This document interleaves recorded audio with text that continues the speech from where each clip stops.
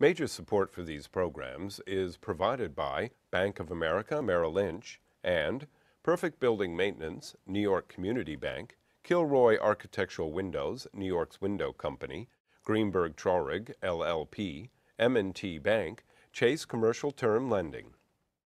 Additional support is provided by AVR Realty Company, LLC, Bingham McCutcheon, LLP, Briarwood Organization, Bruce MOSLER, Capital One Bank, Cassidy Turley, C.B. Richard Ellis, Chelsea Lighting, Cushman and Wakefield, Dime Savings Bank of Williamsburg, Douglaston Development, DDG Partners, Hal FETNER, DURST FETNER Residential, Friedman LLP, Accountants and Advisors, Gemini Real Estate Advisors, LLC, Genova Burns and Giantomasi, Investors Bank, James D. Kuhn Real Estate Center at Syracuse University, Corman Communities, Madison Realty Capital, Margolin Weiner and Evans, LLP, Certified Public Accountants and Business Advisors, Massey KNAKAL Realty Services, Meridian Capital Group, Newmark Knight Frank, Site Comply, Sterling and Sterling, SJP Properties, Stonehenge Partners, the WITKOFF Group, Urban American, and Ackman Ziff Real Estate, Ariel Property Advisors, Eastern Consolidated, Essex Capital Partners, Goldman Properties, Moynihan Group, Muss Development, RAL Development Services, the Spandrel Group, LLC, Rosewood Realty Group, Triangle Equities.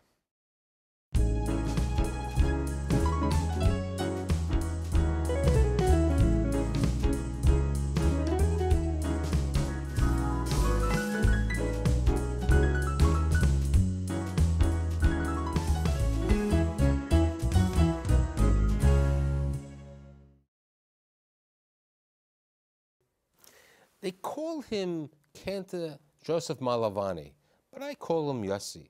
I call him the Cantor to not the Fifth Avenue Synagogue. I call him the Cantor to the world. So today I'm very fortunate to interview Cantor Yossi Malovany. Thank you. Thank you for having me. So Yossi, let's talk about your parents. Let's talk about your mother and your father. Your mother came from near Transylvania, right? Actually, it is Transylvania. It's Siget, Marmore Siget in Transylvania. She came from there. How'd she end up in Israel? Oh, she was a Zionist, religious Zionist young lady, and she decided that there was no future there. So how old was she when she came over to? Well, she came to Israel, then Palestine, Israel, 1933. That means that she was 21 years old. So she was 21. She was in Tel Aviv at this time? She lived in Tel Aviv, and she was friends with Bialik, the famous poet, for a year before he died, and she ran after him for all his cultural events. And your dad has an interesting story because he came over from Poland, but fortunately he settled in Israel. What happened? Tell me this story. My father came to the last international Maccabi Games, which were 35, 36. It was resumed again in 1950 after the establishment of the State of Israel. And he was a soccer player with Maccabi Warsaw. And when they finished the games, he went underground because he didn't want to go back to Poland. He went underground. The British police was looking for him for 2-3 days. The boat waited in Haifa. The boat left with the whole team without him. Unfortunately, the whole team is in Auschwitz.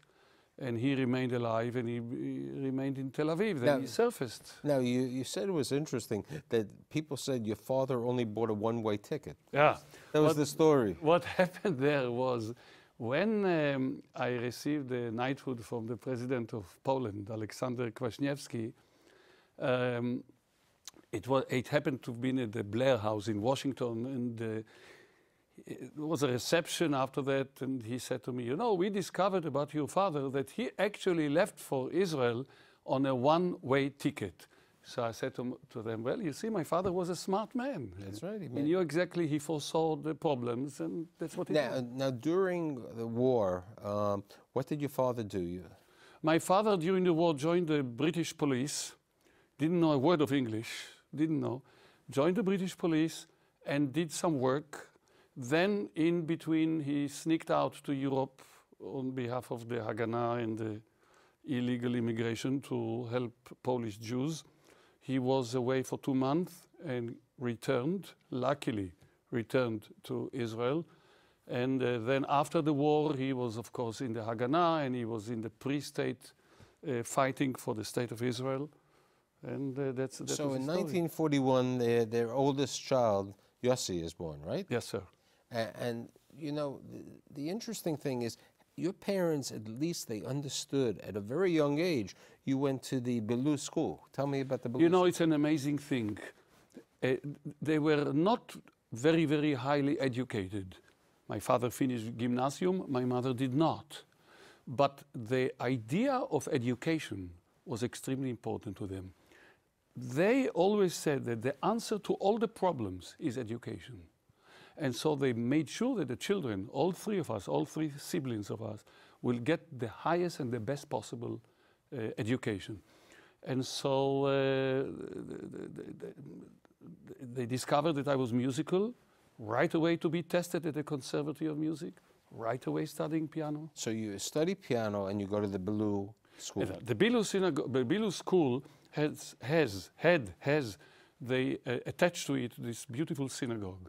And in those years, there was a choir of 40 boys, which was conducted and taught by Shlomo Ravitz, famous cantor whose pupil I was. And eventually I became the conductor when I was the age of 12. I was 8.5 when I conducted Friday night services, accompanied with this beautiful boys' choir. And your parents, especially your mother, really cared about your music because she sold her wedding ring to buy you a piano. First of all, my father also cared very much. No, I understand. Except that my mother sold her wedding ring to buy a piano. And we lived in 1.5-room apartment in Tel Aviv. With the three of you. And all three children and with the parents. And they still put in the upright piano where I was practicing. So at 12, you're running the choir? I conduct the choir. Ravitz, my teacher, is still there. I conduct the choir. Equally, I'm studying in the Conservative Music, eventually the Academy of Music, composition, conducting, singing, and so conducting both choral and orchestral. And so by the time I got into the army, I was an accomplished musician academically. So you get into the army when you were 17 or 18 at this time? So you go to the army, and in addition to being the cantor for the army, you were also a paratrooper, right? I was trained to be a soldier. Okay. Everybody who goes into the army has to be trained.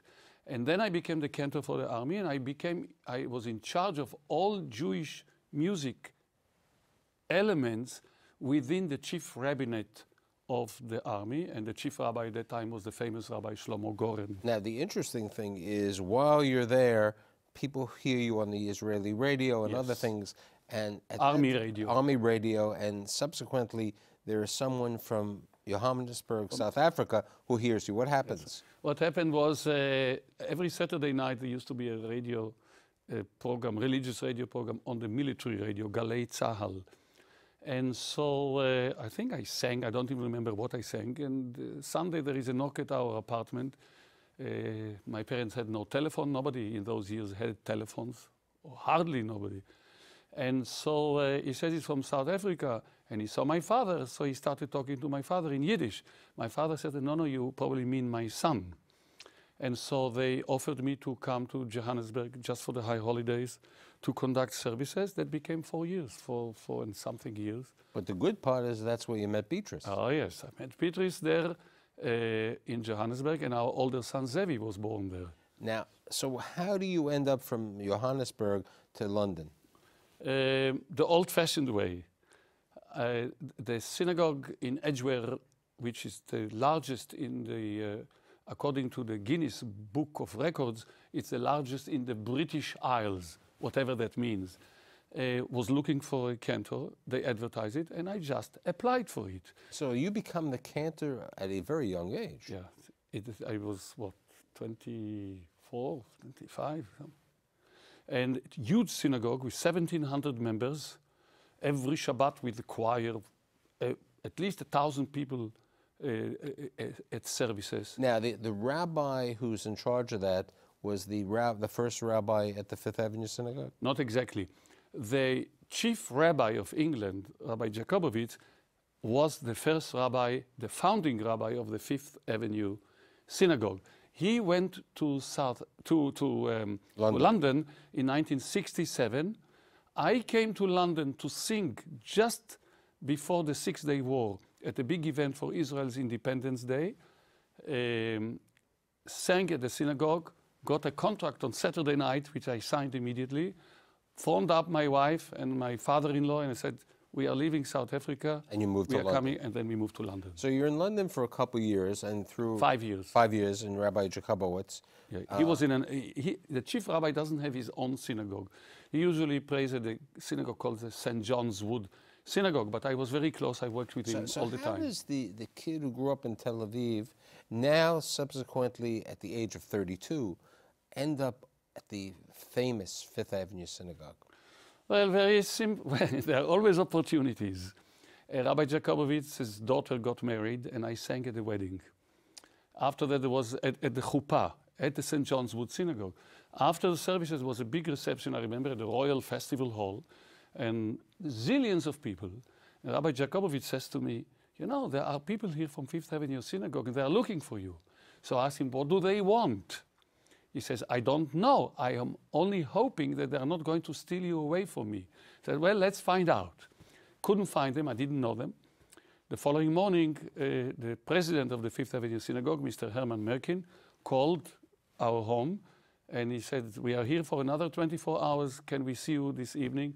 And we both went over to the hotel. And he says, we heard you. We like you. Come for a Shabbat to New York, to Fifth Avenue.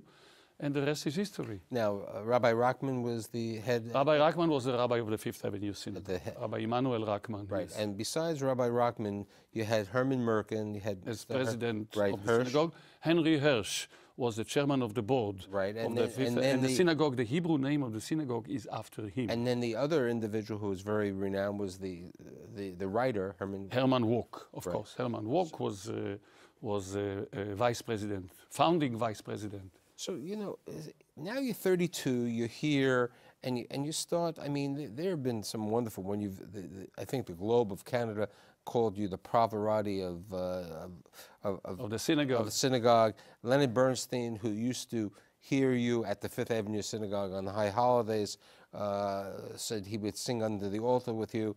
And you came here and you listened to Moshe Kozovisky, but then you got involved with a lot of interesting things over the years. So let's talk about Russia. Yes. Let's talk about what you did with Russia. You know, the Russian issue is something that is central to my life. I always looked towards Eastern Europe, to see what could I do in order to enhance their life, which was a miserable life. And so I went to Romania. In '87, I went already to Hungary with the World Jewish Congress. Then I remember we were just leaving the house, flying again to Romania, when the phone rang, and Ralph Goldman, from the Joint Distribution. The legendary personality, is on the phone. He says, I'm coming to New York, I have to see you immediately. I said to him, what is it all about? And he told me the president and some other delegation from JDC was in Moscow for the first time to move in, and they met with Gorbachev, and Gorbachev was not happy having rabbis, he was afraid. At that time, I'm talking about 1988. So Ralph Goldman had a brilliant, brilliant idea. How about music? He says, no problem.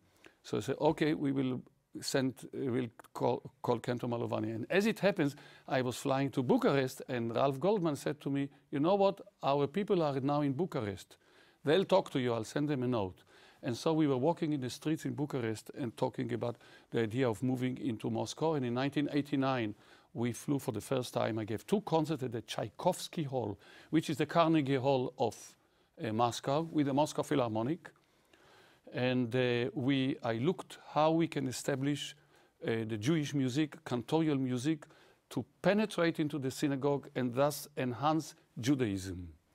And so we established what we called the JDC, Moscow Academy of Jewish Music, of cantorial music, and we inaugurated it in February 1990 at a major concert in the synagogue in Archipova Street in Moscow. You tell me a story about the famed Lubavitch Rebbe, KNAKAL, wants to see you when you come back from Russia, one of your first trips, and he sees you at 2:30 in the morning. Tell me that story. Well, what happened was that when I conducted services, Shabbat services in Moscow, of course the press was very busy, the communist press at that time. And I was unhappy, I don't use a microphone on Shabbat, and so I got the microphone out, which meant that all the Lubavitcher Hasidim in Moscow walked a long way on Shabbat morning to hear me conduct service on Shabbat morning. When we returned to New York after going to Tashkent and to St. Petersburg, it was tough, under difficult conditions, but I did it with all my heart. Never took a penny for it, of course. I got a telephone call from the secretary of the Lubavitcher Rebbe. The Rebbe wanted to see me, and the appointment was for 2:30 in the morning. At that time, the Rebbe used to see people at night.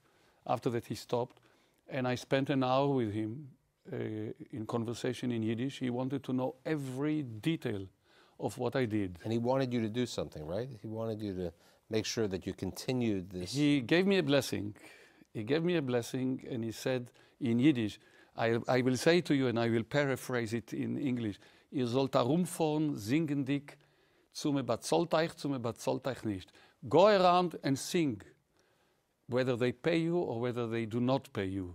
And so he understood that in Russia, in all those places, of course, I don't. Now, besides and he gave me the blessing, and that was very important to me. Besides going around and singing, you have always, in the same way that your parents instilled in you this role of educating people, you yourself got involved. Let's talk about Yeshiva University and the school, the cantorial program. The Bell School of Jewish Music, yes. And I was approached by Dr. Lamb, who was then the president, Dr. Norman Lamb, the president of Yeshiva University, and Rabbi Dr. Israel Miller, to become the director. I couldn't assume it because I was busy with my other things, and I knew that I cannot devote the time. I then decided, they offered me to become a distinguished professor of liturgical music at the Bell School of Jewish Music. I immediately accepted it, and since 1985, I've been teaching constantly. And I have already today sons of my original students who are studying with me now at the Bell School of Jewish Music. You know, and this is so important, you know, the continuation of the chazan, of the the tradition, the cantorial tradition. You know, and I think that's important. You know, you were born on Yom Kippur. Yes. The most important holiday, and you sing from the heart. What is the role of the chazan? The role of the chazan is very simple: is to bring the prayers of the people to God, to convey their prayers to God. So you're the messenger. I am the messenger. In Hebrew, it's called shliach tzibur, the messenger of the congregation, precisely. And so, number one. Number two, I have to create a mood, an atmosphere in the synagogue that should be conducive to prayer, so that it should enhance the feelings of the people, so that they should be totally involved in prayer and not thinking of anything else. They should sing with me. My choir in the Fifth Avenue Synagogue consists of about 500 people. The whole shul sings. Fifth Avenue Synagogue is a singing synagogue. Yes, it's a Torah synagogue, but it's a singing synagogue. And singing is very important. And I've devised that system of services that has the cantorial singing, what we call recitative, the cantorial singing, with congregational singing. So nobody will be tired from the services. Let's talk also about Israel, Golda Meir. Yes. Tell me the story about that, because it's a great story with what happened after the Six-Day War and so on. You know, in those years, at the time of Herman Merkin, Henry Hersh, Al Jaffe, and others, because they were such important balabatim, important officers and personalities in the synagogue, they were always, of course, in close contact with every personality, of course, toppled by Israel. Golda Meir, I arrived in New York just before the Yom Kippur War. And there was a dinner that Mr. Al-Jaffi had at his home on Park Avenue. Golda Meir came at that time for fundraising after Pinchas Sapir, who was her finance minister, already visited twice. If you remember, there was a man, Jack Weiler, he had a famous sukkah on the sky. I sang there on Sukkot right after, during the Yom Kippur War. And Golda came and he had a hastily arranged dinner for her at his home. And he told her off. He told her that she doesn't know how to run a country. Where did you study to run a country? You are not a manager. What kind of business did you ever run? You are only a politician. And if you are only a politician, you cannot run a country. You have to be a successful man in certain aspects of business. And he told her off, and she was white. And here I am a kid sitting there listening, of course, not saying a word. And so she sat there, and she didn't answer. Nevertheless, said Al-Jaffi, nevertheless, here he took out his checkbook and wrote out a check for $1 million. There were 20 richest Jews from New York at the home. Each one wrote out a check for $1 million. She got out of the dinner. She said she was still hungry because Al-Jaffi made her life a misery. And but she walked out with $20 million. You know, I think there's another great story, you know, and it's great for family. Yes. That you told me that you sang in the White House you've sang in Congress. Congress. Tell the story that your mother and father are with you in Washington, D.C. Tell that story. You know, it's such a moving story. I brought my parents here a few times to be with us. And my father was already retired then. And I was asked by the Holocaust Commission, it was called at that time, before the museum came into being in Washington, to sing at the rotunda in the Congress when they commemorate the Holocaust Day, Yom HaShoah. And so, of course, we drove to Washington, and I took my parents. And I said to my father, you see, this is Senator Kennedy. This is the vice president. And my father was stunned, coming from a little place in Tel Aviv. It was unbelievable. I think it was already the second time that I sang in the Congress. And after that, we were driving back to New York, and my father was very quiet. And I said to him, why are you so quiet? And he says, how can I not? He says, if I had the merit, if I had the zchut in Hebrew, as we say, we had the merit, to see my son, whom I brought up in a tiny apartment, but pushed as much education as I could in music, Judaic studies, the best schools in Israel, to see my son sing at the heart, the center of world life in the Congress, what else do I want? And he broke down and he started crying. And I've never seen my father cry before. It was a great stuff. It's something, but I always wanted my parents to have nachas, to enjoy what I was doing. Speaking of nachas, you have a little thing on your jacket. Tell me about that for a second. Well, the president of Poland, again, Aleksander Kwaśniewski, gave me the Commander of Legion of Honor, the Cross of the Merits of, I don't know, it has such big names that I never remember properly. Which was very nice. There was a ceremony at the Blair House in Washington. He was visiting the president, and he called, we have something for you. Come immediately to Washington. We came to Washington, and there was a beautiful ceremony, and he gave me this. This is equal to the French one, of course, or the English knighthood, and so I'm very proud to wear it.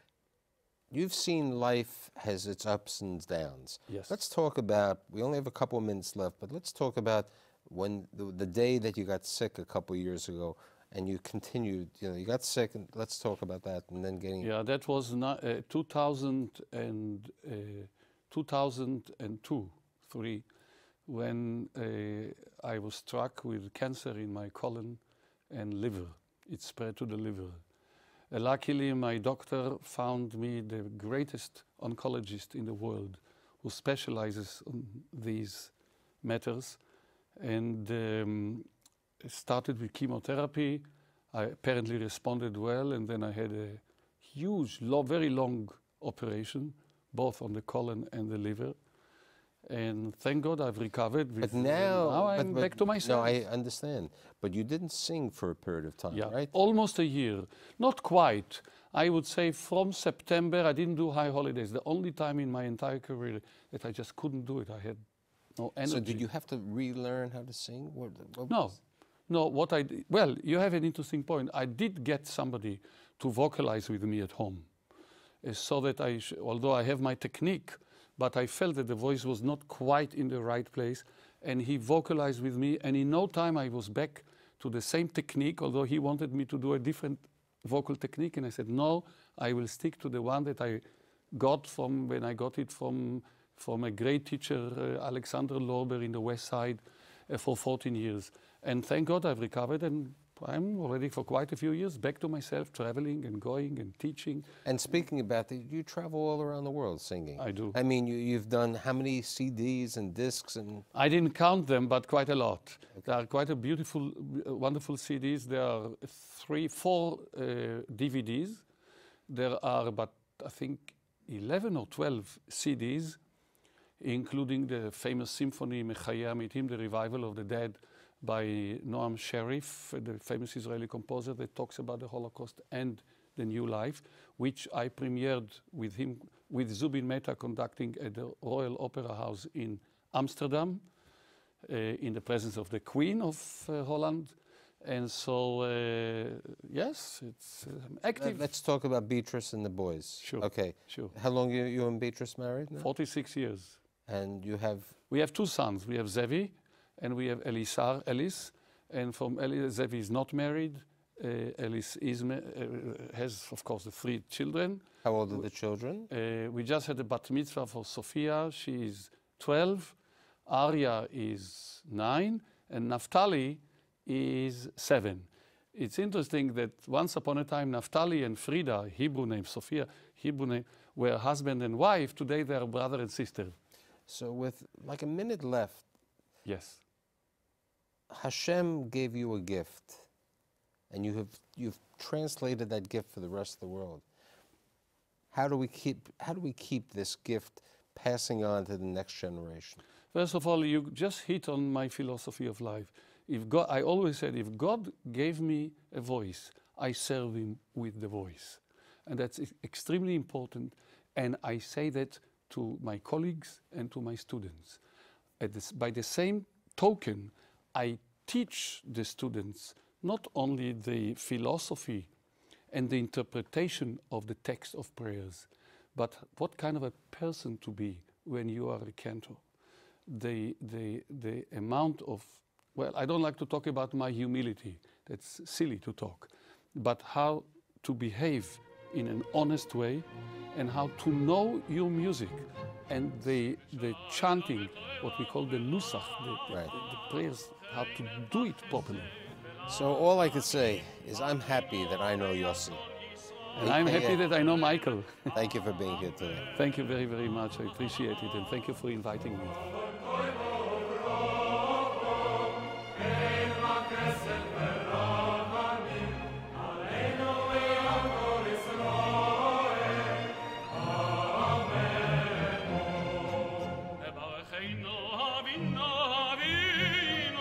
Barucheinu